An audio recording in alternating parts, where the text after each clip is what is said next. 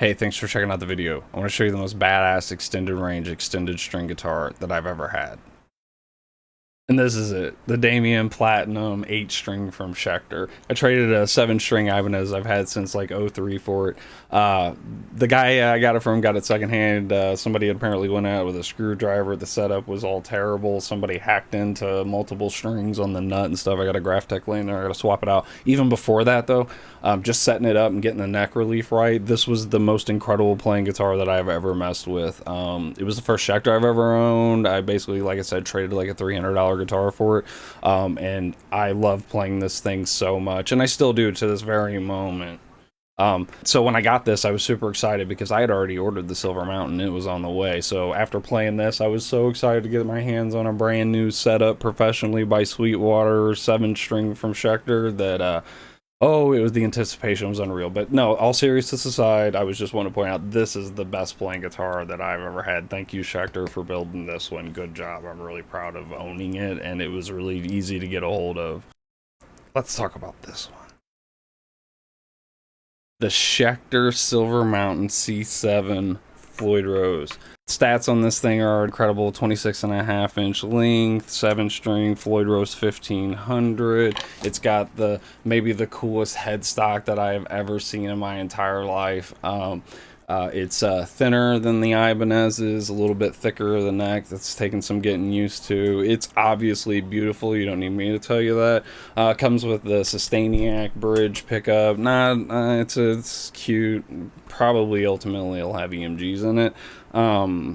The construction is really incredible. Other than the things I'm about to point out.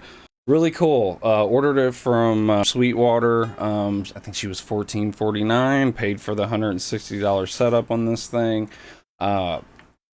Waited for it. Got the case to go with it. A bunch of other little dumb stuff. But there are some problems with this guitar.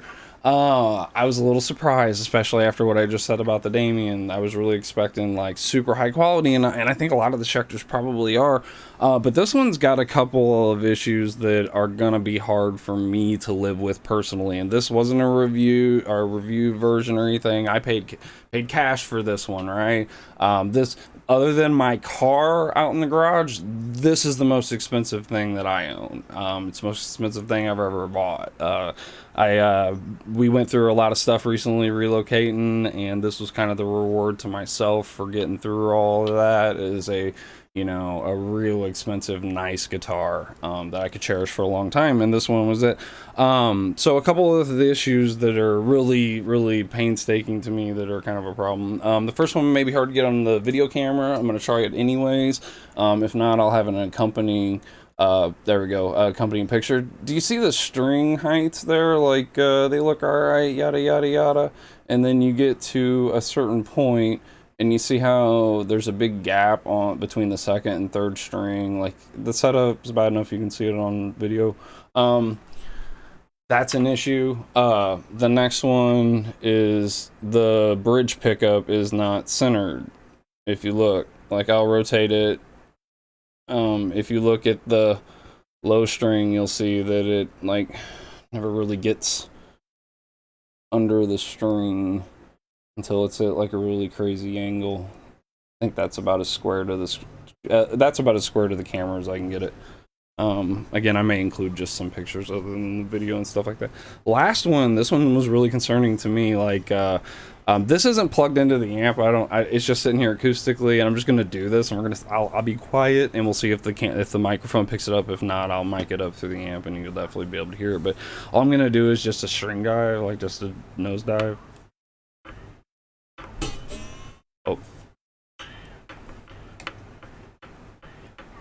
Yeah, that noise is coming from like right in here in the neck. Some of the research that I did preliminarily on it indicated that because the truss rod may be really loose in there, because I got it tuned to drop G, that it could be sort of a problem. But like, I mean, they don't have salespeople at Sweetwater. They have sales engineers, and I verified with dude that was gonna be okay. And he told me the gauge of strings that I went with. These are the paradigms from Ernie Ball. He said those would be okay with the drop G tuning on this extended range. It would be all right. Man, that is super concerning for a 15. It will ultimately cost me $1,600 guitar, right? Next issue that I have is man, I don't know if I'm gonna be able to get a picture of it, and I'll throw the gauges on it, but the strings are so incredibly high on this thing. Individually, it may be hard to tell. There, I'll fret one, and you can kind of see what the difference is, and that's it. Looks like 16. Like the string height and the setup is not ideal. Listen, I've been setting up guitars for a long time, since I was a little kid, and like the reason I was going to pay Sweetwater is I wanted a professional to set up my guitar in a way that to show me what I've been doing wrong all along. I know enough about fabrication, manufacturing stuff to know that I probably don't know as much as a luthier, so I was willing to pay Sweetwater because I just wanted to open it out of the box and just go to town on this thing. Literally the first thing I saw, other than the beauty of the guitar itself, was the string height issue, and it immediately caught my attention, like, what the... So, then I started playing it and seeing how high the strings were. I seen the Floyd Rose bridge is not level with the body. Again, that may be difficult to capture on camera, so I'm not gonna go over too many of the things that I can't unequivocally prove, either auditorially or visually, that are kind of wrong with this guitar. Those are the three issues that I have with it that make it concerning to own and be responsible for. All warranties aside, that's a concern. That pickup's never going to straighten itself out. And so, like, those issues are kind of concerning, that they kind of miss the note on those. I think the saddles may be out of order on the bridge. I don't know. Generally on the bottom of these Floyd Roses, there's a number to kind of make sure you get them in the right order. It's almost like these two are inverted. I could throw a level on that particular thing, and you would see how insanely unlevel they are. And again, 55-point inspection from Schecter, and I paid for the $160 Tremolo setup on this guitar, and nobody noticed that and said anything. Nobody ever did the whammy and got concerned about the insane amount of in the neck. And if I ran it through the 6505 Plus earlier at a not insane level, and you can absolutely hear that through the entire guitar.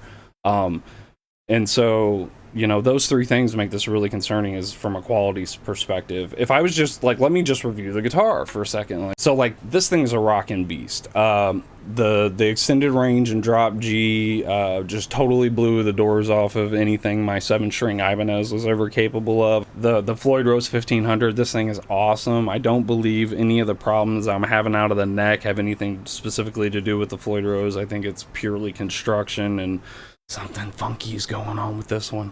Like, the guitar is a lot of fun to play. I record a little bit, and I've heard it through just earbuds and stuff, and it sounds incredible, and it's a lot of fun to play. The tremolo is fun to engage with. The controls are nice and smooth. I had heard concerns that the Staniac would drain batteries if you left it on, but like, I guess so. I was concerned a little bit about that, and was concerned which way's up and which way's off and stuff, you know, whatnot. The reality is like, if you unplug your cables from your guitar when you're not playing with it, it's not a concern. It works off the same electronic basis that the EMGs do, and there's no cable in it, there's no power running through it, so it's not just gonna vibrate your strings for no reason. The body's nice and light. I haven't taken off any of the cavities yet. I really haven't accepted like full ownership of this guitar yet, because of like the issues that I've pointed out. And I have contacted Schecter and Sweetwater about these issues on the guitar, and it's like, did you just hear that? They're kind of taking forever to get back to me. So I decided, I was like, all right, well, if this is the one I got for right now, I'm going to go ahead and review it, because I've seen a couple reviews online of this guitar, but it seems like they're all from people who have like lots of guitars, and this is just another one they played with, where this is my main axe. This was going to be my main, you know what I mean? My main character in the adventure of life. So, lots of concerns with this one, though.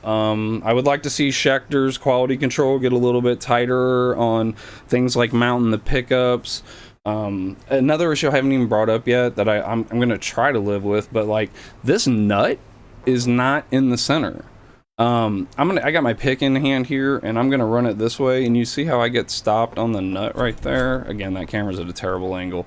And then on this side, going down, I can actually catch it on the fretboard. Like, the nut's not in the center, which may be adding additional, you know, over that makes the pickup look wrong. So the addition of that little bit of offness with this little bit of offness has left a lot of offness. And I've looked at other pictures of these Silver Mountains, and the other ones don't appear to have it. So, beautiful fretboard, really light body. The 1500 Floyd Rose is incredible. The electronics seem pretty reasonable.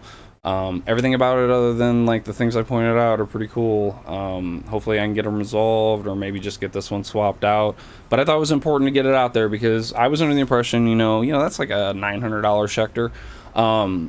I was expecting with the jump up in price that it would be a significant jump up in quality, and the reality is I don't believe that it is. So I don't know what we're gonna do about it, but I wanted to get this out there before I, you know, got all these things resolved and, you know, moved on with it. But at least it'll be out there for everybody. Sorry if I'm rambling, but I'm trying to cover all the ground that I thought was important because there's a couple issues with it. So, thanks for watching my video. Sorry if this bothered anybody, if somebody's got some suggestions on, like, maybe some of these things, but, like, I know, like, there's not a lot that can be done about these couple things other than having somebody work on it. I don't think this should have, Sweetwater, if you're watching this, I don't think this should have left you guys. I don't think this should have came to me like this. In all honesty. And I even threw like the fret level, the string height gauges on it and stuff. Like the setup's really high, and a lot of it may have to do with the second saddle because he was trying to get all the fret buzz out of it. Well, if you got a one string that's like unreasonably low compared to the other ones, and then you set the string height based on that one, you might just run into a little bit of problem with string height action and stuff on a $1,600 guitar. So I'm calling it. Cost me $1,600 to get it from get us some Sweetwater. So $1,600 guitar. So, thanks for watching this video or getting out of it early. Sorry if you stumbled across it, whatever happened. So, thanks for watching, though. I appreciate it. Have a great day.